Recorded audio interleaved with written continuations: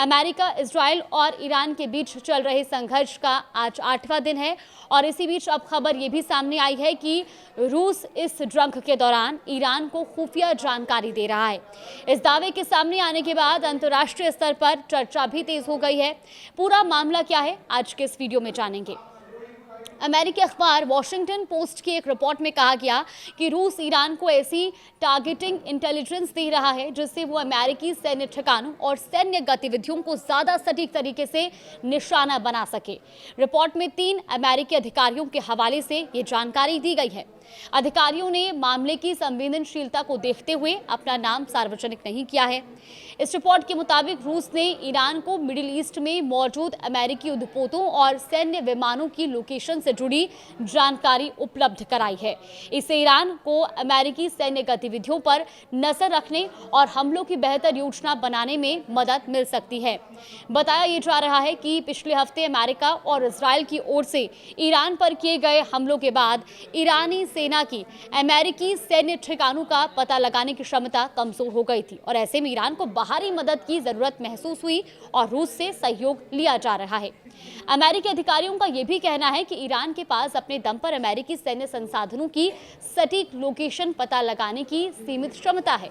Iran के पास सैन्य उपग्रहों की संख्या भी कम है और उसका कोई बड़ा सैटेलाइट नेटवर्क नहीं है। ऐसे में रूस जैसे देश की उन्नत निगरानी और खुफिया तकनीक से मिलने वाली जानकारी ईरान के लिए काफी अहम साबित हो सकती है। हालांकि रूस की ओर से इस रिपोर्ट पर कोई स्पष्ट प्रतिक्रिया सामने नहीं आई है। वॉशिंगटन में मौजूद रूसी दूतावास से जब इस बारे में प्रतिक्रिया मांगी गई तो उसने कोई भी जवाब नहीं दिया।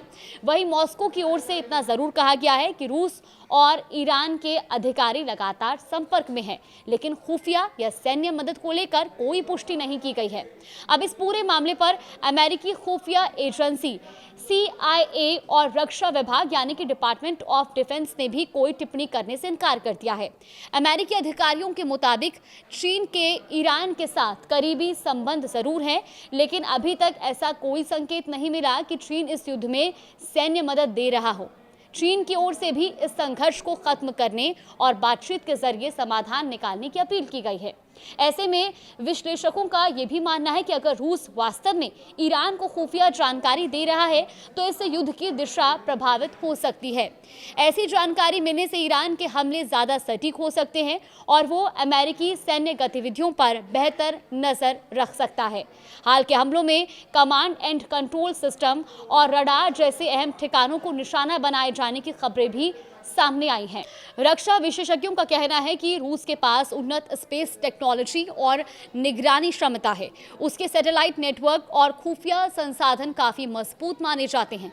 अगर इन तकनीकों से जुड़ी जानकारी ईरान को मिलती है तो ये उसके लिए युद्ध के मैदान में एक बड़ी रणनीतिक मदद साबित हो सकती है। हालांकि अभी तक इन दावों की स्वतंत्र रूप से पुष्टि नहीं हुई है, लेकिन अगर रूस और ईरान के बीच इस तरह का सहयोग जारी रहता है तो मिडिल ईस्ट में चल रहा ये संघर्ष और ज्यादा खतरनाक रूप ले सकता है। फिलहाल पूरी दुनिया की नजरें इस युद्ध पर टिकी हुई हैं।